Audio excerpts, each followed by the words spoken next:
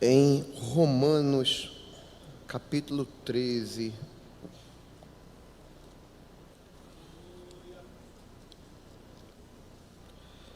Romanos, capítulo 13.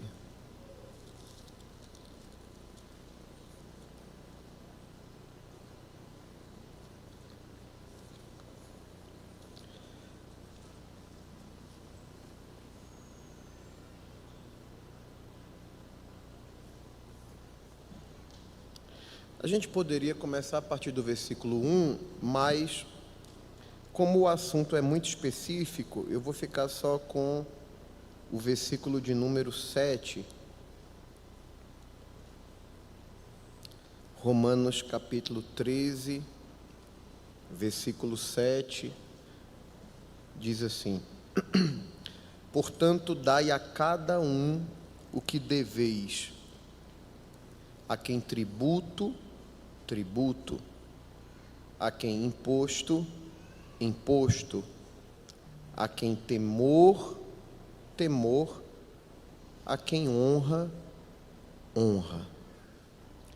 O capítulo 13 de Romanos, ele tem como tema central a submissão à autoridade.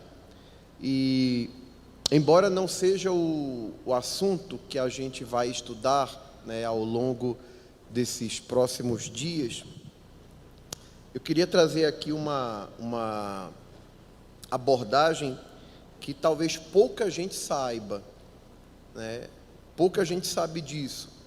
Às vezes, quando se fala, por exemplo, de pena de morte, aí eu já vi algumas pessoas dizer assim: como é que pode um cristão defender a pena de morte? Eu não estou falando do Antigo Testamento, eu estou falando à luz do Novo Testamento. Quando alguém pergunta: pastor, à luz do Novo Testamento, um cristão pode ser a favor da pena de morte? Ou, à luz do Novo Testamento, um cristão deve ser contra a pena de morte? Na verdade, quando você estuda o Novo Testamento, a Bíblia não manda a gente ser nem contra, nem a favor. Quando Paulo fala sobre pena de morte no capítulo 13, e quando ele diz aqui no versículo de número 4, deixa eu ler aqui, eu nem queria ler, mas não tem como a gente ir para o versículo 7 sem explicar os demais versículos, né? Porque senão a gente acaba fugindo de um princípio de interpretação que a gente não deve esquecer. Então vamos lá, capítulo 13, Paulo está dizendo: toda alma esteja sujeita às autoridades superiores, porque não existe autoridade que não venha de Deus, e as autoridades que existem foram ordenadas por Deus. Olha aqui para mim. Sabe uma coisa que muita gente confunde? Muita gente acha que a gente deve buscar a autoridade. A autoridade não se busca. O que a gente busca é unção, é poder, é graça, isso sim. Mas a autoridade não. A autoridade já foi dada. A autoridade é algo que Deus já deu e é transmitido em sequência.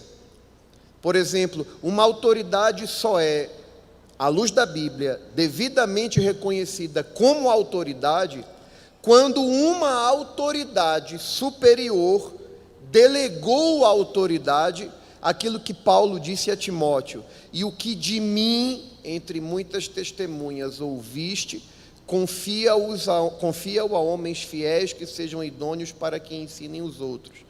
Paulo está dizendo: você recebeu de mim, você vai transferir para homens idôneos, e esses homens idôneos vão transferir para outros. Paulo diz que o dom, e ali é o dom ministerial, porque Timóteo era ministro. Paulo diz que o dom que Timóteo recebeu, Paulo diz assim: o dom que você recebeu de mim pela imposição das mãos. Quando Paulo diz a Timóteo, a ninguém imponhas as mãos precipitadamente, eu lembro quando eu era novinho na fé, eu pensava que Paulo estava dizendo, não saia orando por uma pessoa precipitada. Não, não é isso. Quando Paulo diz a Timóteo, a ninguém imponhas as mãos precipitadamente, porque era através da imposição de mãos que a autoridade era constituída na igreja. Então Paulo estava dizendo, não tenha pressa em reconhecer ou transferir a autoridade para alguém.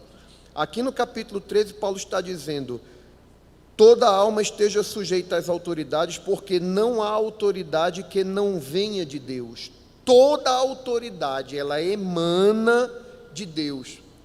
Gente, isso aqui é tão sério, mas tão sério, que até no mundo espiritual, não é o tema aqui, isso é só uma introdução, talvez em outro momento a gente fale sobre isso, mas o mundo espiritual respeita tanto essa questão de autoridade delegada, que a Bíblia diz que quando o arcanjo Miguel estava disputando com Satanás o corpo de Moisés, a Bíblia diz que, olha que o arcanjo Miguel é a alta patente na hierarquia angelical, né? Ele é tido como o príncipe que peleja pelos exércitos de Israel.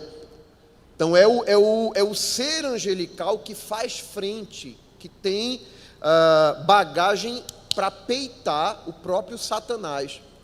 Então você sabe que Deus escondeu o corpo de Moisés. O porquê, né, ninguém sabe. Alguns acreditam que Deus escondeu o corpo de Moisés para evitar que o corpo de Moisés fosse usado para fins de idolatria, mas isso eu vejo muito sentido nisso, mas a razão, a gente sabe, é que Deus escondeu o corpo de Moisés e até hoje ninguém sabe onde está, nem Satanás. Mas a Bíblia diz que quando Satanás disputava com o arcanjo Miguel pelo corpo de Moisés, o arcanjo Miguel não ousou proferir uma palavra, um juízo de maldição contra Satanás, no sentido de desrespeitá-lo. Por quê? Porque subentende-se que o arcanjo Miguel reconhecia o fato, ou reconhece o fato, de que apesar de Satanás ter se tornado inimigo de Deus, mas ele reconhece que ele é um querubim ungido, e por essa razão ele não desrespeita. O que é que ele diz? O Senhor te repreenda. Eu já citei esse exemplo que eu vou dar aqui várias vezes, e eu não sei se vai dar tempo de falar hoje, né, sobre o princípio de honrar a autoridade constituída, né, porque quando eu estava estudando sobre isso, eu apanhei do Senhor, porque eu disse, meu Deus, como eu precisava corrigir esse princípio, mas a gente vai estudando a palavra e vai alinhando algumas coisas, mais na frente você vai saber porquê, você vai lembrar disso que eu estou te falando. Mas quando a gente fala até da autoridade secular, a autoridade aí no mundo, o próprio Jesus ensina para a gente o princípio do respeito à autoridade do âmbito secular. Você sabe que por várias vezes quiseram pegar Jesus num aspecto disso. Havia uma insatisfação dos judeus com o Império Romano, que era o império que havia subjugado Israel. Roma era o império mundial. Então o que acontece? Como um império mundial, Roma cobrava impostos das nações conquistadas e o judeu detestava pagar imposto. Aí o que acontecia? Muitas vezes quiseram colocar Jesus numa situação, aqui a gente chama cruzeta, né? Aquela situação para complicar a vida da pessoa, porque eles pensavam, vamos perguntar isso para ele, porque se ele der uma resposta que favoreça o império, ele vai se prejudicar com o povo, porque o povo detesta Roma. Aí, na questão do tributo, eles perguntaram, é lícito, é correto pagar imposto a César? Jesus não é sabido, Jesus é a fonte da sabedoria. Ele chega assim, me dá uma moeda aí. Aí, de quem é a imagem que está na moeda? Aí, de César.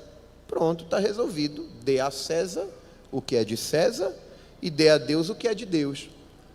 O que é que Jesus está dizendo? Reconheça que parte dos seus ganhos, uma porcentagem tem que ser paga a César, ao império, Agora dê a Deus o que é de Deus, que uma parte dos seus ganhos, você tem que honrar a Deus com seu sustento. Você sabe que uma vez Jesus teve que pagar imposto, ele diz a Pedro, né, Pedro, lança o anzol, né, e pesca um peixe. Quando ele pesca o peixe, tira lá a quantia suficiente para pagar o imposto de Pedro e o imposto de Jesus. Então, Jesus, ele tanto reconhecia a autoridade romana, né, o exemplo que eu disse que sempre digo é aquele de Pilatos, né, Pilatos perguntando a Jesus, Jesus em silêncio, aí Pilatos diz, tu não respondes a mim, não sabe que eu tenho autoridade sobre ti? Jesus diz assim, nenhuma autoridade tu terias sobre mim, se de cima não te fosse dada. O que é que Jesus está dizendo? Eu estou aqui, em outras palavras, porque eu estou aqui porque eu quero, e você só está aí porque o meu Pai te permitiu estar aí, você é uma autoridade delegada. Você quer ver outro exemplo como Jesus sabia respeitar e honrar a autoridade? Por exemplo, quando Jesus curava leprosos. Preste atenção, Jesus poderia dizer, eu sou Deus, eu já curei, está resolvido o problema. Mas o que é que ele fazia? Foi curado, o que é que ele dizia para o leproso? Mostre-se a quem? Ao sacerdote. Porque o sacerdote era a autoridade estabelecida na palavra que podia homologar, ou seja, emitir o laudo e dizer assim, não, realmente você está curado, você está limpo, está purificado da lepra. Ou seja, Jesus reconhecia a autoridade sacerdotal.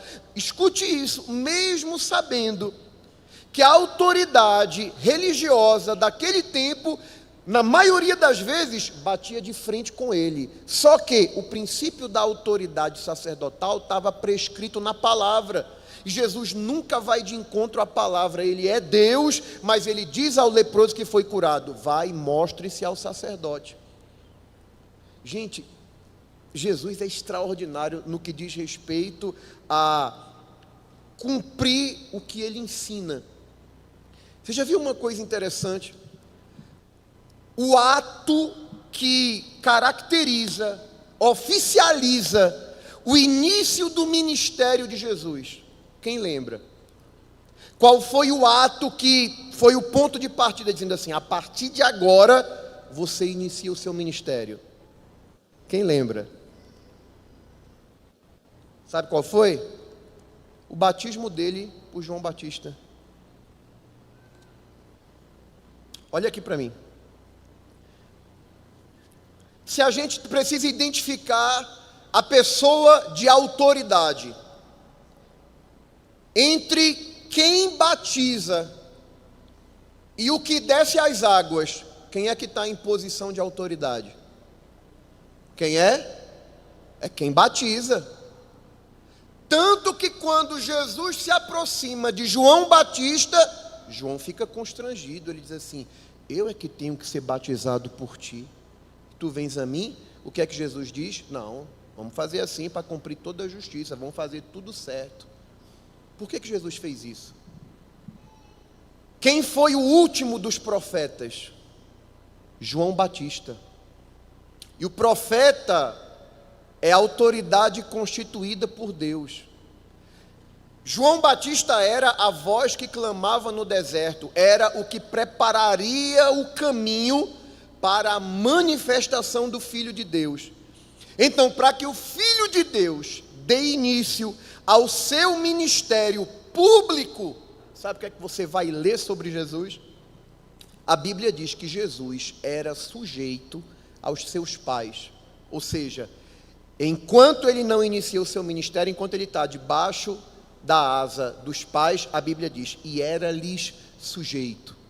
Jesus submetia-se à autoridade dos pais. Quando você olha para o início, o momento inicial do seu ministério, o que vai determinar é o quê? É Jesus ir a João Batista, submeter-se ao batismo de João. Vê que coisa tremenda. Quando Jesus levanta das águas, o que é que acontece?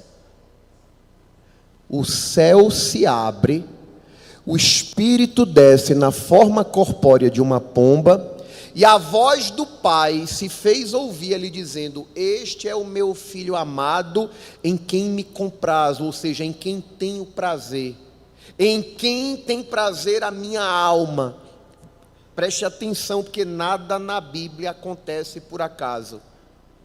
Quando ou pelo menos, o que é que o Espírito Santo está querendo demonstrar quando ele associa os céus se abrirem, o Espírito Santo descer, e o Pai dá testemunho dele dizendo: eu tenho prazer no meu filho. A que evento isso é associado? Ao batismo em águas de Jesus, ou seja, quando Jesus publicamente reconhece a autoridade de João, submete-se à autoridade de João, quando ele levanta das águas é que o céu se abre, porque o céu se abre e Deus tem prazer em quem respeita a autoridade que ele constituiu. Isso aqui não é forçação de barra, gente, isso aqui está escrito, isso é básico, isso é elementar. Então, Romanos capítulo 13 está falando sobre o princípio da autoridade. Ah, pastor, mas o senhor falou de pena de morte e o senhor deu uma volta e se saiu do assunto. Não, Paulo está dizendo que as autoridades que existem foram ordenadas por Deus. Claro, algumas são levantadas por vontade específica de Deus, outros são levantados por vontade permissiva. Porque uma vez que a autoridade ela é delegada, em alguns casos, não necessariamente quem está exercendo a autoridade é alguém que Deus quis que estivesse lá. Algumas estarão lá porque Deus permitiu que estivessem lá. Agora guarde isso. Sendo alguém autoridade por vontade direta de Deus, ou por vontade permissiva, ou seja, quando Deus permite, em nenhum dos casos Deus permite que a gente quebre o princípio do respeito à autoridade constituída, e você vai ver Paulo falando sobre isso. Olha o que ele diz: por isso, quem resiste à autoridade, versículo 2, quem resiste à autoridade, resiste à ordenação de quem? De Deus. E os que resistem trarão sobre si mesmos a condenação. Agora veja o versículo 3. Porque os magistrados, e aqui está falando daqueles que exercem autoridade para julgar, porque os magistrados não são terror para as boas obras, mas para as más. Queres tu, pois, não temer a autoridade? Faze o bem e terás louvor dela. Versículo 4 diz: porque ela, aqui é a autoridade constituída, porque ela é ministro de Deus para teu bem. Mas, se fizeres o mal, teme, porque não traz debalde a espada, porque é ministro de Deus e vingador para castigar o que faz o mal. Olha aqui para mim. Sabe o que é que Paulo está dizendo aqui? No versículo de número 4, está dizendo assim: se você fizer o mal, tema. Quando diz, pois não traz debalde a espada, está dizendo assim, porque não é em vão que ela tem poder para aplicar a pena de morte. Porque espada aqui é a prerrogativa do Estado de punir com a morte, que era uma pena presente nos dias de Paulo, a pena de morte. E aqui, gente, quando eu quero voltar para aquele princípio que alguém diz assim, como cristão, posso ser a favor, posso ser contra. Na verdade, você pode defender o princípio que você quiser, porque no Novo Testamento não há nenhum mandamento, nada dizendo para a gente que a gente deve ser a favor, nem deve ser contra. O que Paulo está dizendo é o seguinte: se a autoridade constituída tem poder para julgar e para punir o mal, eles não trazem a espada em vão. Eles têm essa prerrogativa de punir com a morte. Agora o que Paulo está dizendo é o seguinte: se você anda certo, se você faz o bem, não tem o que temer. Agora, quem faz errado, tenha medo. Porque aí Paulo diz, porque ela é ministro de Deus para castigar o que faz o mal. O que é que Paulo estava dizendo? Que a autoridade constituída do seu tempo era um instrumento de Deus para punir aqueles que faziam o mal. Quem entendeu isso aqui diz amém. Aí veja o que ele diz no versículo 5: portanto é necessário que lhe estejais sujeitos, não somente pelo castigo, mas também pela consciência. O que é que Paulo está dizendo? A gente tem que se submeter, que respeitar a autoridade, não porque tem medo de ser castigado, mas por uma questão de consciência. E aqui, quando Paulo fala de consciência, essa basicamente é a essência do princípio que a gente quer falar. É quando você respeita a autoridade, quando você honra a autoridade por uma questão de consciência, não é por causa do castigo. Quando você respeita a autoridade secular por causa do castigo, né, já viu que às vezes tem, né, eu sei que aqui não tem, né, mas você já deve ter visto aquele pai que às vezes está dirigindo no carro, aí não manda ninguém colocar cinto de segurança, mas ele viu, alguém cortou luz, eita, vai ter uma blitz ali, bora, todo mundo bota o cinto aí.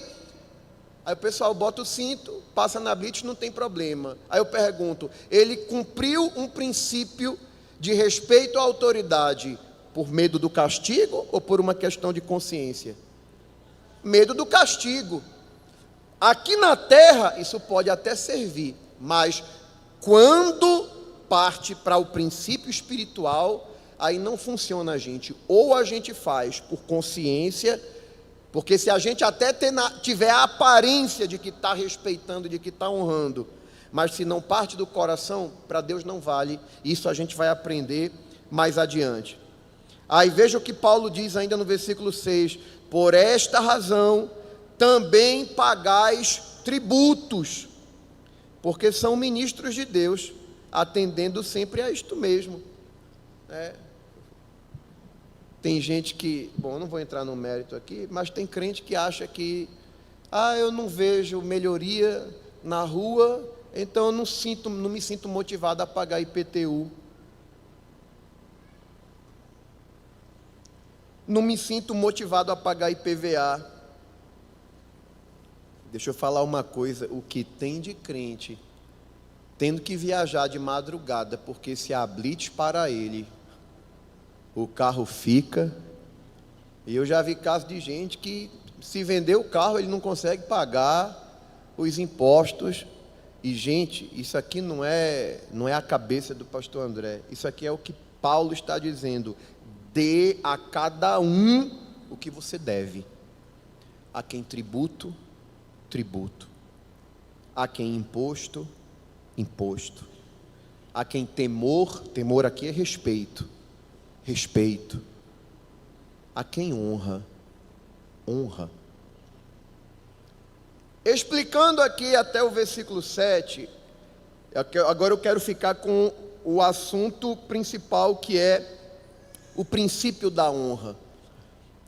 Há uns meses atrás nós aprendemos alguma coisa sobre o princípio da honra, mas recentemente eu li um material que mudou a minha visão com relação a isso, abriu a minha mente para uma compreensão de verdades que estão na palavra de Deus.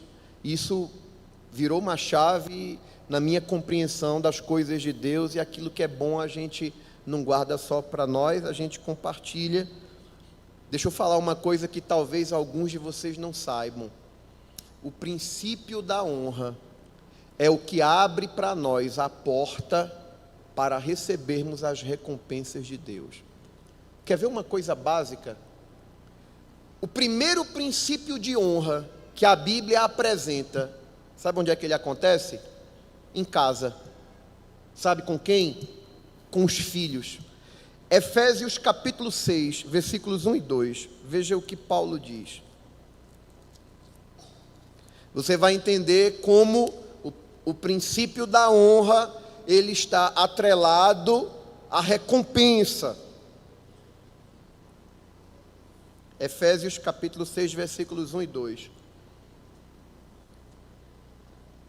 Vós, filhos, sede obedientes a vossos pais no Senhor, porque isto é justo.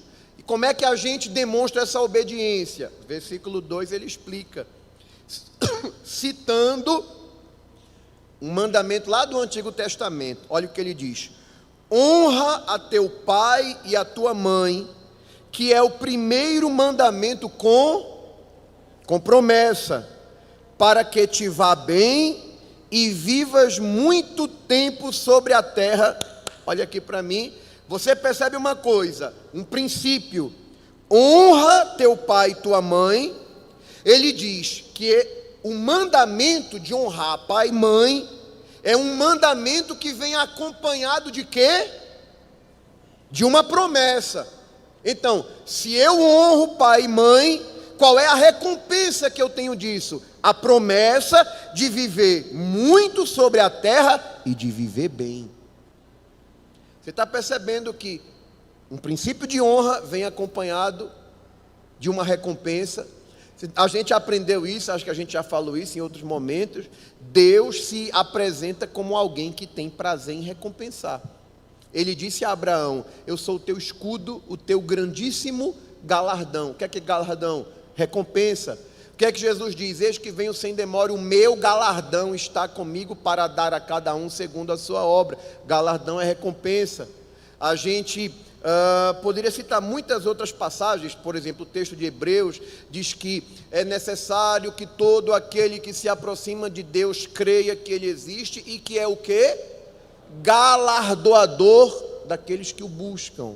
Galardoador é recompensador. Então Deus tem prazer de recompensar. Agora, Deus, o mesmo Deus, escute isso aqui, o mesmo, eu acho, não sei se eu estou falando muito rápido, mas acho que dá para seguir o raciocínio, né?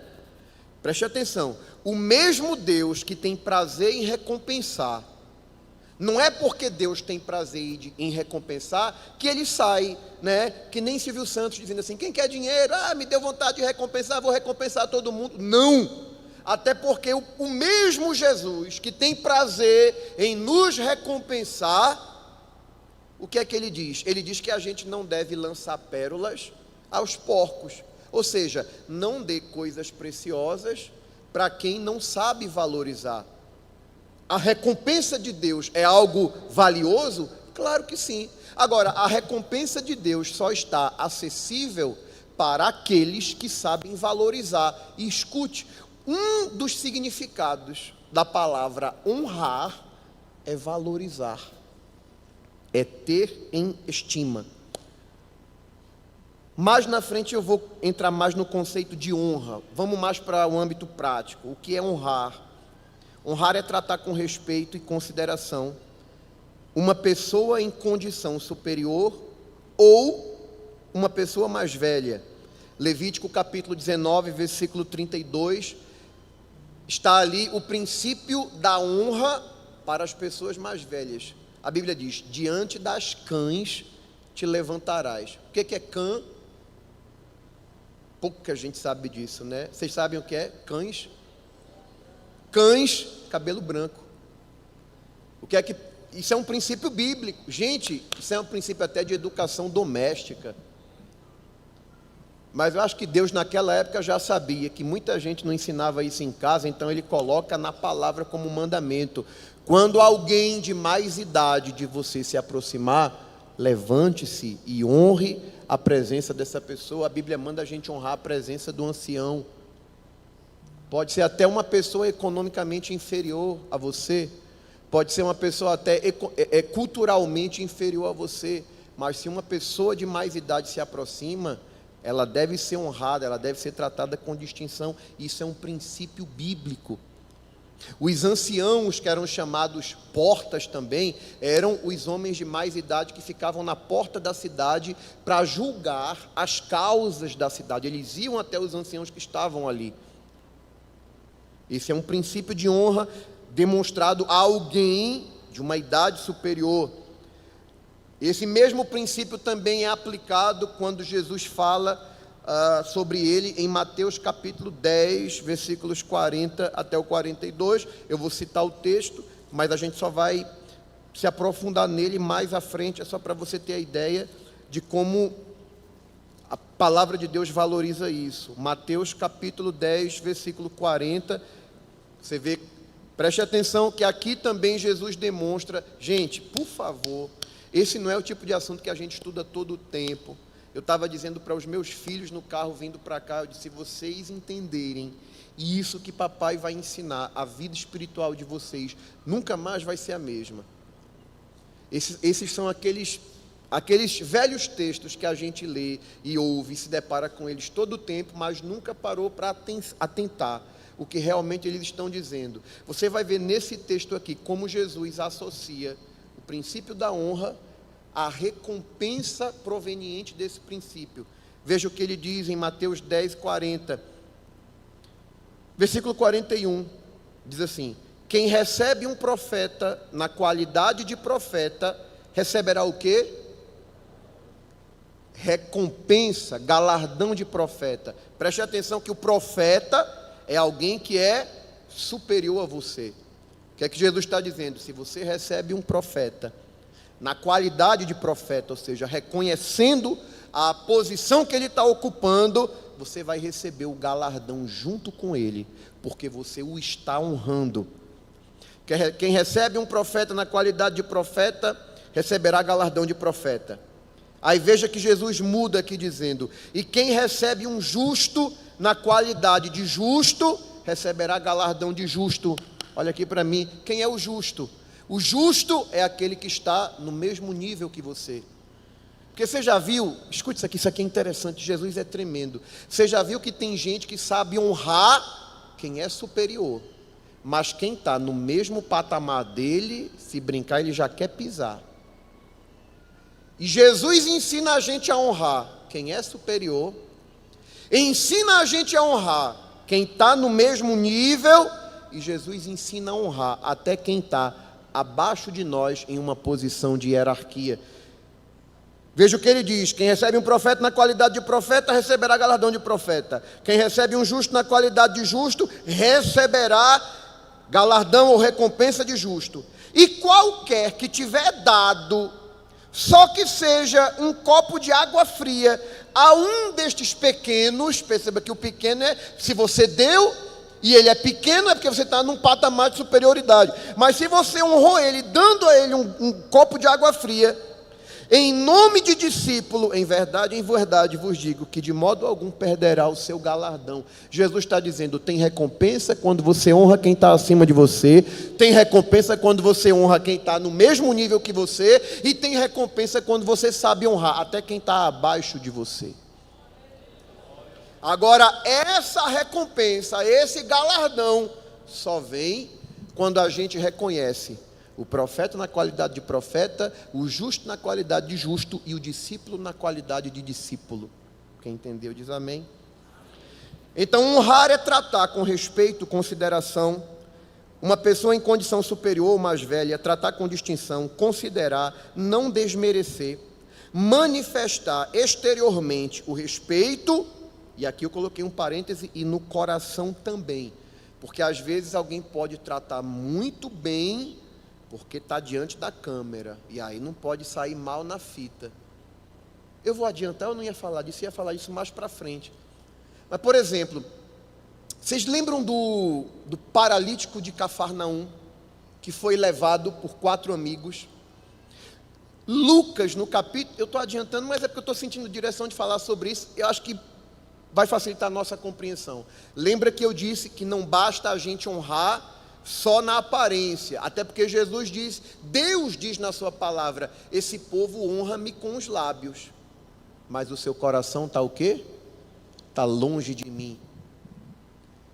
Com os lábios é tudo muito bonito, oh meu Senhor amado, no lábio é muito fácil, às vezes na aparência é muito fácil. Lucas capítulo 5 fala disso, e Marcos, acho que é no capítulo 4, é capítulo 6, se você lembrar você diz aí, mas o acontecimento é o paralítico de Cafarnaum. A Bíblia diz que a casa onde Jesus estava se encontrava lotada, cheia de gente. A Bíblia diz que não encontraram lugar para o paralítico, nem na porta da casa. Lucas, no capítulo 5, o texto de Lucas diz que a virtude do Espírito de Deus estava com ele, com Jesus, para curar. Preste atenção. Se Jesus está numa casa, a casa está lotada de gente que não tem canto nem na porta, subentende-se que as pessoas estavam ali por causa de Jesus, sim ou não? Óbvio, isso está claríssimo. Lucas faz questão de dizer que a virtude, o poder do Espírito Santo estava sobre Jesus para curar. Mas sabe uma coisa que você vai perceber? É que Jesus não curou aqueles que estavam ali, ainda que a virtude do Espírito estava nele para curar. E por que ele não curou? Sabe por quê? Porque não havia um princípio de honra em quem estava dentro da casa. Eles estavam lá, não porque honrassem Jesus como Deus. Eles estavam lá porque Jesus falava bem, eles estavam lá porque queria ver qual era, o que vai acontecer. Agora, veja a diferença. Os 4 amigos do paralítico foram lá, provavelmente a intenção era: vamos levar você para encontrar com Jesus. Eles chegam lá, não veem lugar em canto nenhum. Se fosse como muita gente que eu conheço, né? Basta chover um pouco mais, vou para a igreja hoje não, está chovendo, tá. Mas que amigo de verdade vai fazer de tudo para levar a gente para perto de Jesus. Os amigos do paralítico disseram: velho, tem problema não, a gente sobe na casa, destelha a casa, faz um buraco no forro, depois a gente acerta lá com o dono, mas tu vai ter um encontro com Jesus, porque para nós Jesus é muito mais do que você pensa. Pastor, você não está forçando a barra, o texto não diz isso. É verdade, mas o texto deixa claro que Jesus viu nos amigos do paralítico o que ele não viu em quem estava na casa. Sabe por quê? A Bíblia diz que quando abriram o teto, que desceram o paralítico, Jesus viu a fé deles. E a fé deles deixa muito claro que eles enxergavam em Jesus mais do que um profeta. Eles viam que Jesus é Deus. Como é que o senhor sabe disso, pastor? Porque, preste atenção, quando a gente pede, a gente recebe. Mas quando a gente honra, a gente recebe até aquilo que a gente não pediu. Escute isso. O princípio da honra faz a gente receber até uma recompensa que a gente não imaginava receber. Quer ver um exemplo? Vou voltar para o paralítico, mas vou dar um exemplo para fortalecer essa ideia. 10 leprosos são curados por Jesus. 9 recebem a cura e foram embora. O que foi que eles receberam? Eles pediram o quê? Eles receberam o quê? Dos 10, um voltou para fazer o quê? Para agradecer. E agradecer tem a ver com reconhecimento. Reconhecimento tem a ver com você honrar e valorizar e estimar aquele que lhe beneficiou. Ele se prostra, ele adora, ele agradece. Aí Jesus diz assim: não foram 10 os que foram curados? Cadê os 9? Só voltou um para agradecer. Preste atenção. O que voltou, ele voltou pedindo alguma coisa? Ele voltou para quê? Para agradecer. O que é isso? É honrar. O que é que acontece? Jesus diz assim: vai, tua fé te salvou. Quem sabe honrar não recebe só cura, porque tem muita gente, deixa eu falar uma coisa aqui, tem muita gente que recebeu cura divina e está no inferno, porque cura divina, receber o benefício, não revela muito sobre o caráter de quem recebeu, até porque você vai encontrar na Bíblia gente que recebeu por causa da intercessão de outra pessoa. Agora, quem honra, recebe até o que não pediu. Os amigos do paralítico dizem: a gente vai levar você até Jesus. A Bíblia diz que Jesus viu a fé deles. E o que Jesus viu na fé deles foi suficiente para entender o seguinte: eles estão vendo em mim o que ninguém está mais vendo, e eu vou fazer além do que eles estão pedindo. Eles estão querendo cura para o amigo deles, mas a fé deles é tão grande em mim, que eles reconhecem que eu sou Deus. Se eles reconhecem que eu sou Deus, então eu vou fazer o meu papel de Deus. Eu não vou só curar o corpo, eu vou perdoar os pecados dele. Aí Jesus diz assim: teus pecados estão perdoados. Escute isso. Lembra que eu falei dos religiosos, do pessoal que estava dentro da casa, dentro da multidão? Quando Jesus diz assim, a Bíblia diz, Jesus vendo a fé deles disse: filho, teus pecados são perdoados. Aqueles que estavam lá, juntinho de Jesus, dentro da casa, porque aparentemente, visualmente, quem olhasse poderia pensar: esse pessoal ama muito Jesus, porque eles estão lá dentro de uma casa apertada, fazendo um esforço para estar perto de Jesus. Mas nem todo mundo que está perto sabe o que é princípio de honra. A Bíblia diz que eles não falaram, eles arrazoaram. Arrazoar é falar dentro do coração. Oxi, que conversa é essa? Quem é que pode perdoar pecado? Somente Deus. Em outras palavras, eles não abriram a boca, mas no coração estava dizendo: quem é esse aí para perdoar pecado, para dizer que está perdoado? Falaram isso no coração. É por isso que eu estou dizendo, não adianta honrar com os lábios, não adianta honrar com a estética, se o coração não sabe honrar. Quando eles murmuram no coração, porque Jesus falou: perdoados são os teus pecados. Aí Jesus é tremendo. Aí Jesus faz uma pergunta mais provocativa ainda e diz assim: o que é mais fácil dizer? Perdoados são os teus pecados, ou levanta, toma tua cama e anda? Qual é que é mais fácil falar? Nenhum dos dois. Não tem lógica. Como é que é fácil? Como é que pode ser fácil dizer para você: você está perdoado dos seus pecados? Eu tenho autoridade para perdoar. Só quem tem autoridade para perdoar é quem pode absolver da culpa da condenação eterna, é Deus. Dizer perdoados são teus pecados, ou toma tua caminhada, não é fácil nem para mim nem para você, mas para Deus. E Jesus é quem? Jesus é Deus. Para que vocês saibam que o Filho do Homem tem poder na terra para perdoar pecado, eu te digo: teus pecados estão perdoados, e toma tua cama e anda. E ele sai levantando e anda. Sabe por quê? Ele recebeu não apenas a cura do corpo, mas recebeu o perdão dos pecados. Por quê? Porque sabia honrar e reconhecer quem é o Senhor. Quem está entendendo que por trás de um princípio de honra vem um princípio de recompensa, diga amém. Então você vai ver, por exemplo, em 2 Samuel capítulo 29, versículo 30, Deus repreendendo a casa de Eli e demonstrando justamente esse princípio. 1 Samuel, capítulo 2. 1 Samuel capítulo 2, versículo 30. Parte final diz assim: longe de mim tal coisa. Veja o versículo 30, né? Portanto, diz o Senhor, Deus de Israel. Veja que coisa tremenda. Na verdade, tinha dito eu que a tua casa e a casa de teu pai andariam diante de mim perpetuamente. Isso aqui é uma promessa tremenda, sim ou não? Isso é Deus dizendo: eu, Senhor, tinha dito que a tua casa e a casa do teu pai andariam diante de mim perpetuamente, ou seja, por gerações, a tua família estaria diante de mim exercendo o sacerdócio.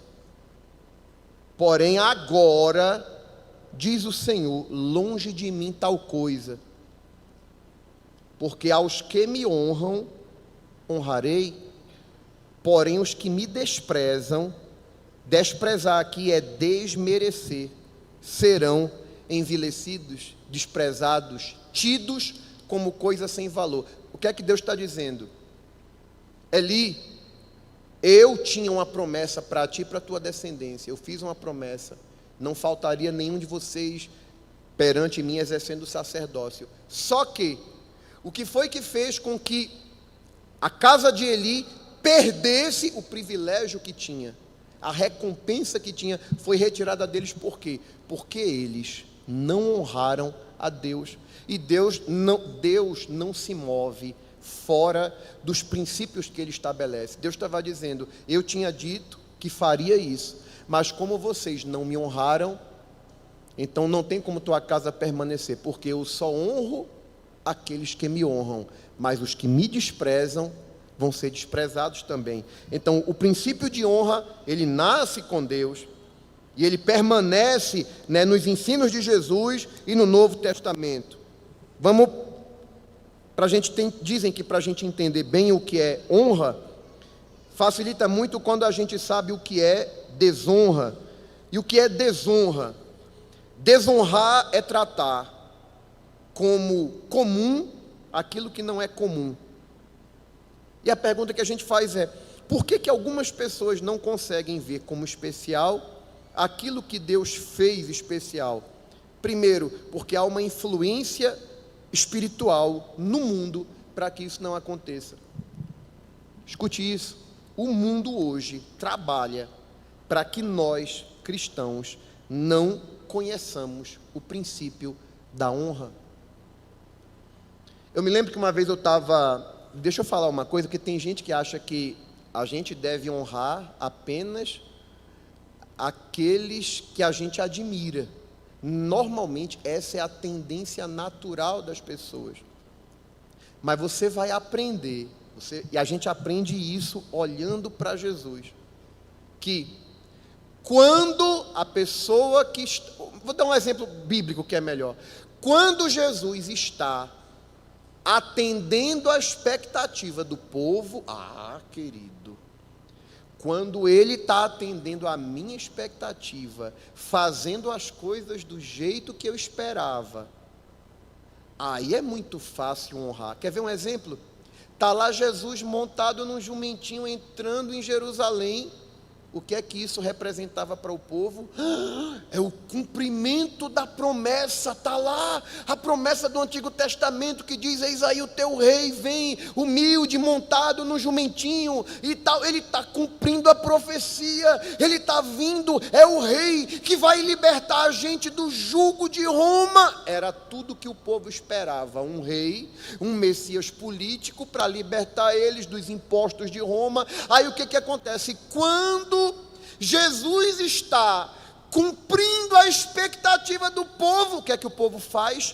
Pega ramos de palmeiras: Hosana, bendito que vem em nome do Senhor, e aquela coisa linda, todo mundo honrando. Por quê? Porque ele está atendendo a expectativa. Agora, quando Jesus começa a frustrar a expectativa do povo, quando Jesus começa a falar o que o povo não quer ouvir, a fazer o que o povo não quer que ele faça, a mesma multidão que estava gritando Hosana, depois estava gritando: crucifica-o. Eu estou falando de Jesus.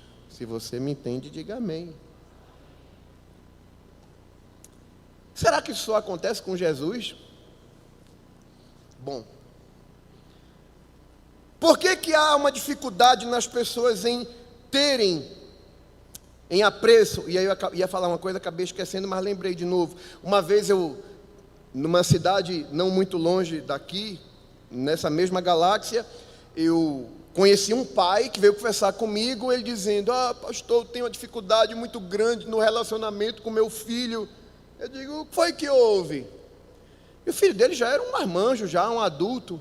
Ele disse: não, pastor, porque houve um momento da minha vida que eu cometi uma falha, eu pequei, eu traí a minha esposa.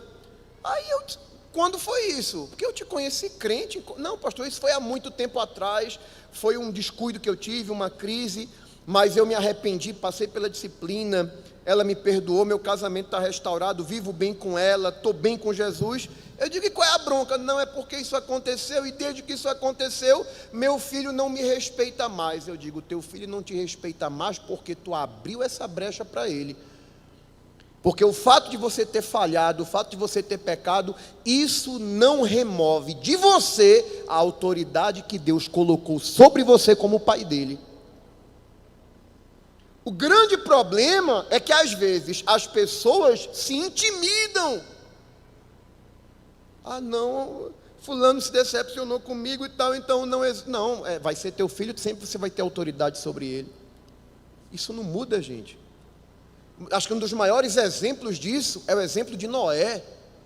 Vê que, porque, gente, guarde isso aqui. É porque tem gente que acha que ele só deve honrar o pai e a mãe se papai e mamãe forem perfeitos. Tem gente que acha que só deve honrar o marido se o marido for perfeito. Tem marido que acha que só deve honrar a esposa se a esposa for perfeita. Tem crente que acha que só deve honrar a sua liderança se a liderança for perfeita. Então vamos para a Bíblia, bonitão. Deus pega o mundo inteiro, olha o mundo inteiro, está todo mundo corrompido aqui, ninguém presta. Só tem um caba bom ali, o tal de Noé, eu gostei dele. Noé anda direitinho, vou me revelar para ele. Noé é o seguinte, a coisa está uma bagunça aqui, e o mau cheiro do pecado chegou aqui em cima, e eu vou destruir todo mundo. Agora, eu gostei de você, você anda direitinho, vou estabelecer uma aliança com você. Noé, está fechado, estamos juntos. Tu vai construir uma arca aí, a família de Noé percebe-se que é uma família equilibrada, porque Deus falou com Noé, mas todo mundo entendeu, não, que o que o pai está falando é real, vamos se juntar com o pai, e largaram o aço lá, construir uma arca, motivo de zombaria para todo mundo, muito tempo, nunca se ouviu falar em inundação universal e tal, mas o que acontece? Chegou o dilúvio, morreu todo mundo, a família de Noé escapa, as águas do dilúvio minguam, Noé desce da arca, Deus reafirma essa aliança com o memorial do arco-íris, dizendo, cada vez que vocês verem esse arco no céu, vocês vão se lembrar da aliança que eu fiz com você, Noé, que nunca mais eu vou destruir a terra com água novamente. Então você percebe que Noé não é qualquer pessoa, Noé é alguém considerado pelo céu. Aí Noé está lá de boa, né? Vivia esse tempo, né? Que a agonia está dentro da arca, essa chatice, né? O mau cheiro lá, da caca lá dos bichos e tal. Agora eu vou desfrutar um pouquinho o resto de vida que eu tenho. Planta uma vinha, espreme uma uvinha, faz lá um vinhozinho, e Noé passou da conta, se embriagou com o vinho e ficou bêbado. E para piorar, Noé perdeu a vergonha, tirou a roupa na tenda. Acho que ele ficou nessa, aqui não tem vizinho mesmo, né? E ficou bebão, tirou a roupa, depois apagou lá. Aí escute isso, eu estou falando de princípio de honra de quem está numa posição superior à nossa, porque escute isso, essa geração nossa é uma geração que está tão influenciada por Satanás que as coisas estão funcionando assim. Tem gente que fica monitorando quem é líder. Tu pensa que a gente não sabe, não?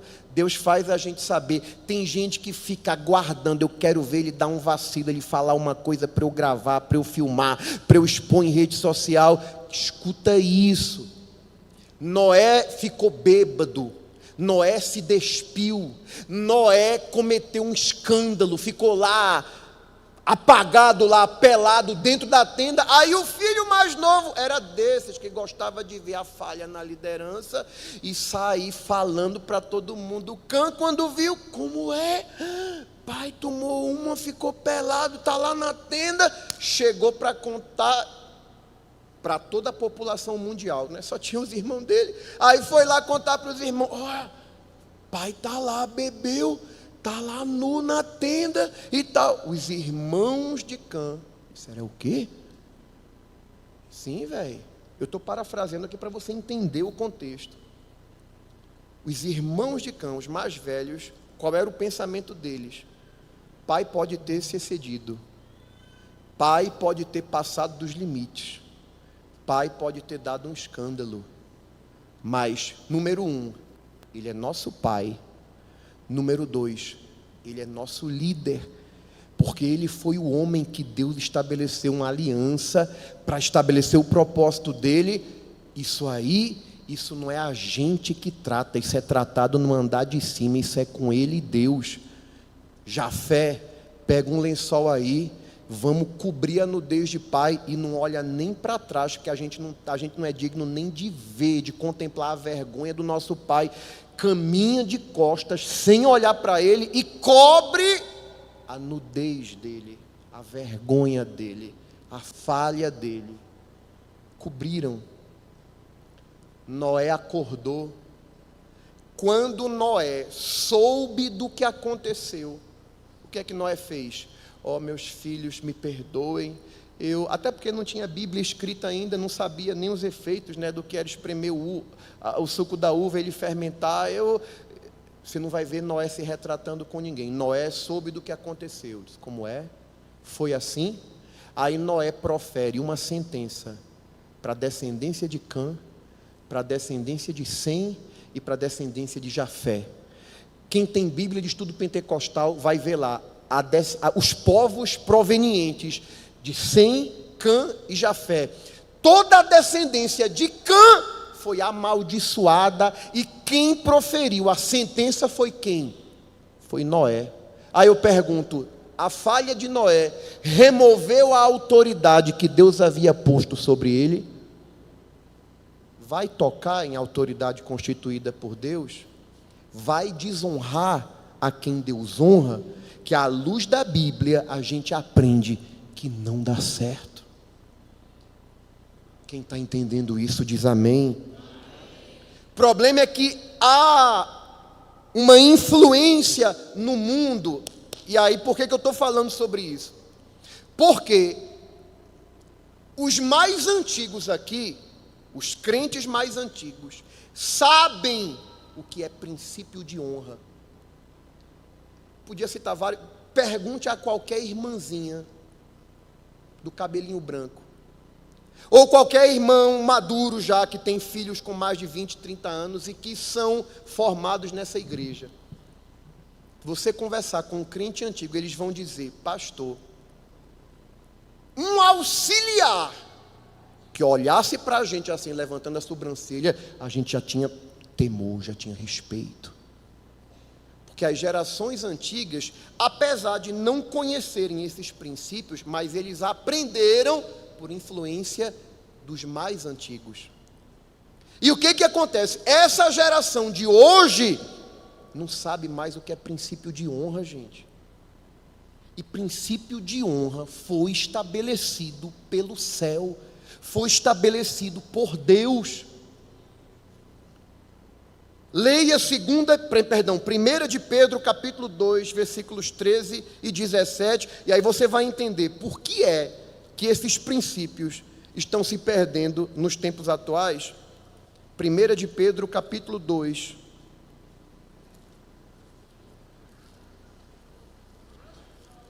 versículos 13 ao 17. Olha que interessante. Vê que coisa tremenda, gente. E aqui nesse texto que eu vou dizer que eu apanhei. E eu sei que muito crente aqui vai apanhar junto comigo, mas eu estou aqui para emprestar o meu lombo para sofrer junto com você. Você vai entender. Veja o que a palavra de Deus está dizendo. Sujeitai-vos, pois, a toda ordenação humana por amor do Senhor, quer ao rei como superior, quer aos governadores como por ele enviados para castigo dos malfeitores e para louvor dos que fazem o bem, porque assim é a vontade de Deus, que, fazendo o bem, tapeis a boca à ignorância dos homens loucos, como livres, não tendo a liberdade por cobertura de malícia, mas como servos de Deus, honrai a todos, amai a fraternidade, temei a Deus, honrai a quem? Honrai a quem? Olha aqui para mim. Pedro está ensinando aqui a igreja a sujeitar-se a toda ordenação humana. Aí está falando do rei, de governadores, está falando de autoridades constituídas no âmbito secular. E ele está dizendo, sujeitem-se, façam isso por amor a Deus. Quando ele diz, honrem a todos, amem a fraternidade, temam a Deus, ele diz assim, honrai o rei. Vou fazer umas perguntinhas aqui. Se fosse hoje, quem seria o rei? Não precisa dizer o nome, basta dizer a função. Se fosse hoje, quem seria o rei? O rei é a autoridade máxima da nação. Quem está dizendo aqui, honrai o rei, é Pedro. E Pedro sabia que esse rei que ele está mandando honrar, tinha mandado matar Tiago. Tinha mandado prender ele. E ele só escapou porque um anjo foi lá e livrou. Deixa eu te falar uma coisa. Tem gente que, por terem princípios diferentes aos nossos, a gente não gostaria que fosse autoridade sobre nós. Mas o que Pedro está ensinando, para mim e para você, mais para você, né? Porque eu já apanhei na tua frente, eu já aprendi. O que Pedro está ensinando é o seguinte, em outras palavras, o que Pedro está dizendo, esse rei que eu estou mandando vocês honrarem, foi o que matou Tiago à espada? Foi o que mandou me prender e ordenar a minha execução? É o rei que autoriza que se persigam os cristãos? Mas esse rei está investido de uma autoridade que foi permitida por Deus. O nosso papel como subordinados é honrar. Você não queria que fosse esse rei, mas você tem que honrá-lo. Você tem que respeitá-lo. Porque quando você... Eu não estou falando de glamorizar a pessoa. Agora, no exercício da função. Eu nunca pensei que ia ser tão difícil pregar um troço desse, meus irmãos. Mas no exercício da função, porque o princípio da autoridade é divino, e está escrito aqui, honrai o rei.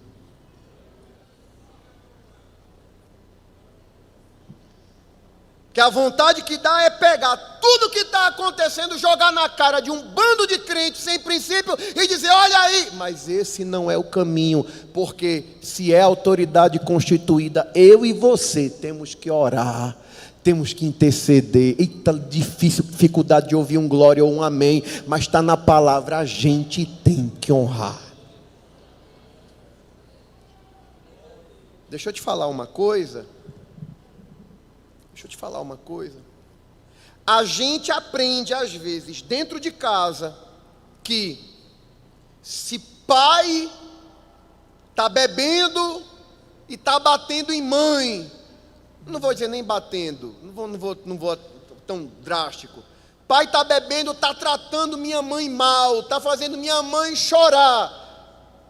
Eu tenho, como filho mais velho, a prerrogativa de pegar um cabo de vassoura e dizer, agora eu vou ter um encontro com o pai e ele vai aprender a respeitar a minha mãe. Eu posso fazer isso? Eu posso sair expondo que meu pai está fazendo? Não, porque eu estou desonrando ele, é meu pai. O que é que eu faço? Eu honro meu pai, eu me submeto a ele. Agora, eu tenho acesso a quem está acima do meu pai. Deus, eu não posso, mas o Senhor pode tratar com ele, o Senhor pode falar com ele, o Senhor pode ter um encontro com ele.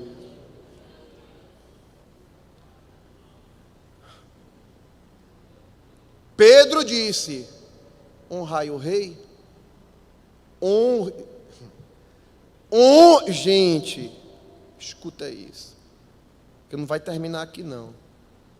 Honre o rei, porque você honrando o rei, você está honrando um princípio divino. E quando você cumpre um princípio divino, Deus recompensa o princípio que você está respeitando. Pedro disse, honrai o rei. A impressão que a gente tem, até porque Pedro era uma das colunas da igreja, se Pedro escreveu isso, isso circulou nas igrejas, a gente subentende que as igrejas acataram esse princípio. Porque você não vai encontrar nenhuma, você não vai ver cartas ou epístolas orientando os crentes ou repreendendo os crentes por baterem de frente com a figura do imperador. Ou seja, subentende-se que eles, apesar de estarem sofrendo perseguição e morte, mas acataram a orientação e honraram. Sabe o que é que aconteceu? Quando você honra seu pai e não se intromete a querer resolver algo que você não tem autoridade para resolver, mas você cumpre um princípio de honra, Deus vai lhe recompensar pelo princípio que você está obedecendo. Quando você honra um rei, porque a palavra de Deus está dizendo honre o rei, e você cumpre esse princípio, você está entregando na mão de Deus a prerrogativa de resolver. Um dia esse rei se veste muito top, muito bonito, e vai dar um discurso, e falou bem demais. Aí a multidão começou a gritar: isso é voz de Deus e não de homem. Aí ele tomou aquele elogio e, como quem diz assim, é mesmo, é isso mesmo. Ele não deu a glória devida a quem havia permitido ele reinar. E como ele não deu glória a Deus, aí Deus diz: tu só está aí porque eu deixei tu chegar aí. Como tu não reconhece que é a minha vontade permissiva que te deixou ocupar esse lugar, Herodes, tu não sabe honrar. Eu vou te ensinar uma coisa. O anjo vai lá e toca nele. E como foi que esse rei morreu? Comido de bichos, porque não deu glória a Deus, não soube honrar a Deus. Deixa eu te falar uma coisa: o nosso papel é honrar o rei. Se o rei não honra a Deus, deixa ele com Deus, que Deus sabe cuidar do que é dele. Oh, glória a Deus. Outra razão, ou pelo menos uma outra explicação do porquê essa percepção do princípio da honra está se perdendo. 2 de Pedro capítulo 2, eu estou falando de uma influência do mundo, não é na igreja, né? Só que o que acontece no mundo acaba refletindo na igreja. 2 de Pedro capítulo 2, versículos 9 ao 12.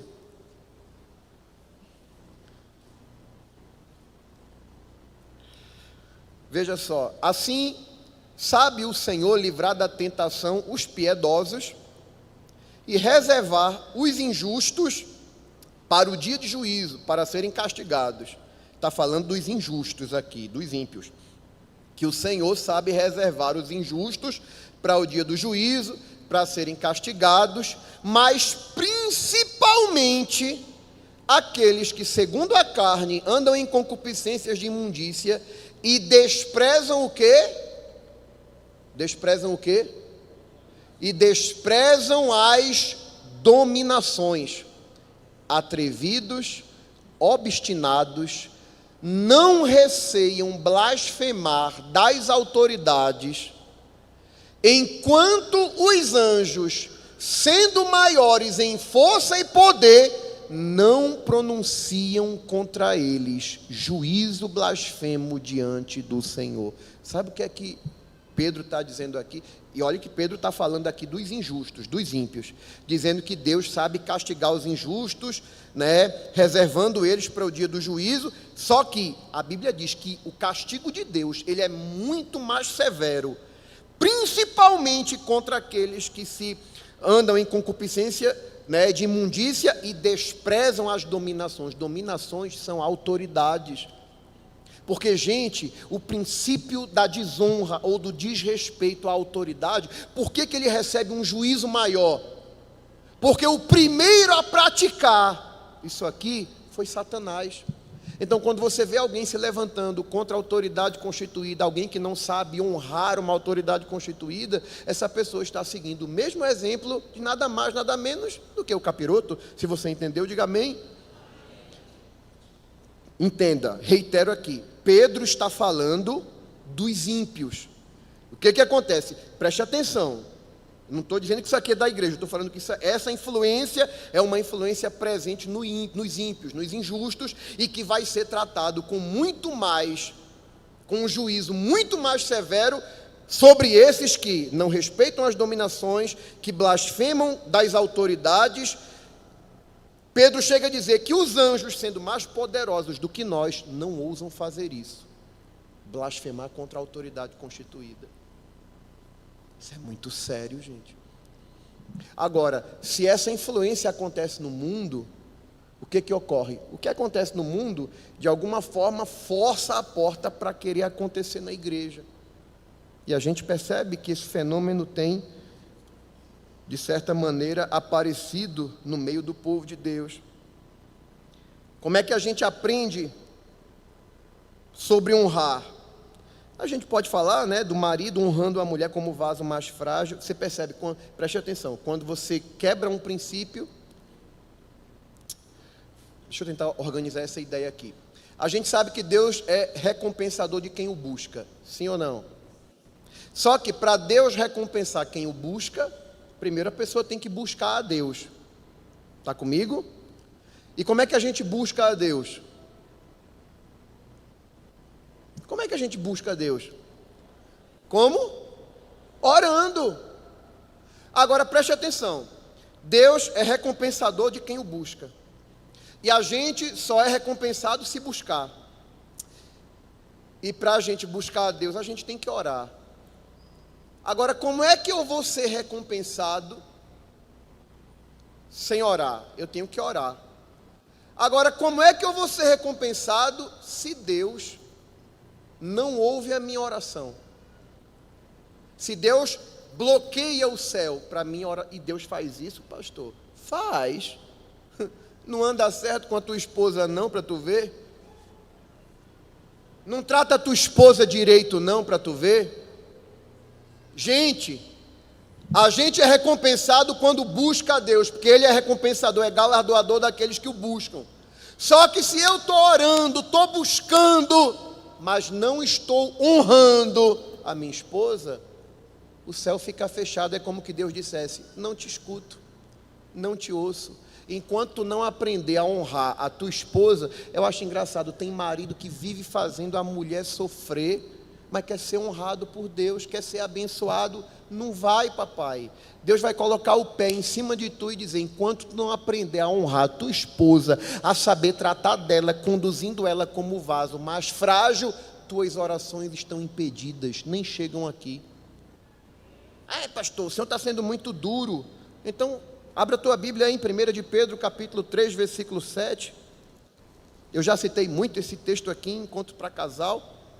Igualmente vós, maridos, 1 de Pedro, capítulo 3, versículo 7. Igualmente vós, maridos, convivam com ela, com entendimento, dando honra à mulher como vaso mais frágil, como sendo vocês os seus co-herdeiros, ou seja, vocês vão herdar juntamente com elas, para que não sejam impedidas as vossas orações. Deus está dizendo: se o marido não sabe honrar a esposa, não tem recompensa para a oração dele. Lembrando que a mulher também precisa honrar o marido como cabeça da casa. Isso aqui não é o assunto de hoje, eu só estou dando, né, assim como os filhos precisam honrar os pais. Mas a gente está vendo tanta inversão, gente, né? Porque muitos pais estão achando que tem que ser amiguinhos dos filhos. Não, eu crio meu filho sendo amigo dele. Querido, não foi esse o modelo que Deus estabeleceu. Meus filhos podem até enxergar a figura de um amigo em mim. Se isso acontecer, maravilha. Só que, não apenas amigo. Meu pai é um amigo, mas principalmente é meu pai. E a cartilha lá de casa é aquela cartilha da psicologia moderna, né? Escreveu, não leu, você já sabe. Mas o que acontece? Tem pai que está invertendo isso. Em vez do filho honrar o pai, em vez do filho dizer: não, eu estava querendo fazer isso, mas meu pai não aprova, minha mãe não aprova, então ainda que eu queira, como meu pai não aprova, minha mãe não aprova, eu não vou fazer. Gente, deixa eu falar uma coisa aqui. antes da pandemia, me veio um pensamento. Vocês me dão 5 minutinhos para a gente concluir. Antes da pandemia me veio um pensamento, e vocês sabem que quando você compra um apartamento e ele ainda está na planta, está no chão, é bem mais barato. E estava numa promoção, não, você divide tantas vezes e tal, e não vai te apertar. E eu conversei com o corretor, ouvi, eu pensei, as meninas são, né, só tem Aninha adolescente, Bequinha ainda é criança, mas o tempo passa muito rápido, daqui a pouco as crianças crescem, vão precisar estudar, fazer faculdade, e acho que eu vou me esforçar para ver se eu tento comprar um apartamento em Recife, para no dia de amanhã, no futuro, elas terem um ponto de apoio para estudar. E passou isso pela minha cabeça, e eu fui fazendo os cálculos e tal. Eu digo, não, eu abro mão disso aqui, eu evito isso aqui, e reduzo isso aqui e tal, e vai dar. Mas aí eu pensei, pai não era mais vivo. Eu disse, mas mãe está viva. Eu disse, eu vou pedir a opinião de mãe. Eu já pastoreando igreja, pai de família, independente da minha mãe, mas me veio um pensamento. Eu disse, eu nunca dei um passo desses, nunca tomei uma decisão dessas. Eu vou perguntar o que é que minha mãe acha. Aí fui em casa, né? E jantei com mãe e tal, e disse assim, mãe, eu estava pensando em fazer assim, assim, assim, o que é que a senhora acha? E minha mãe falou que eu não queria ouvir.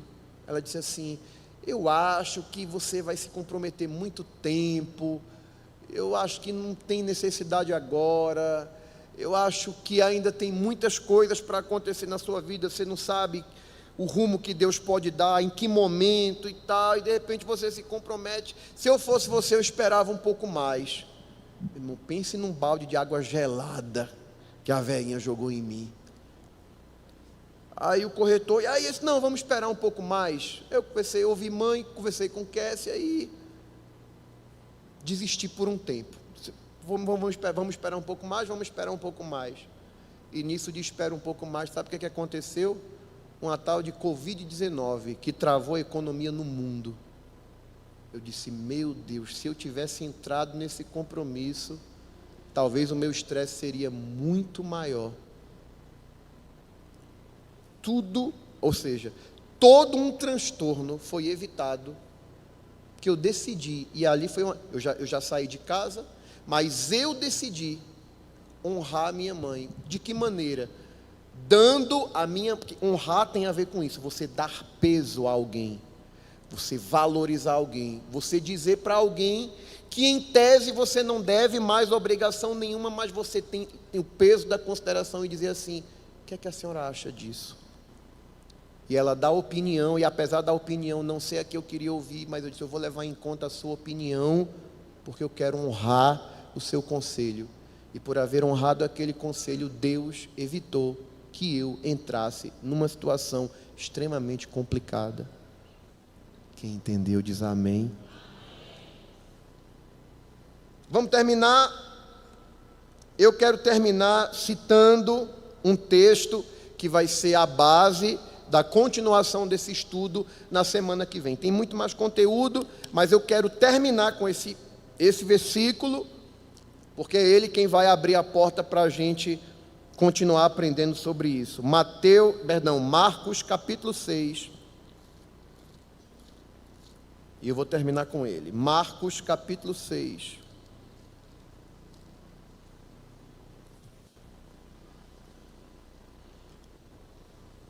Versículos 1 ao 6.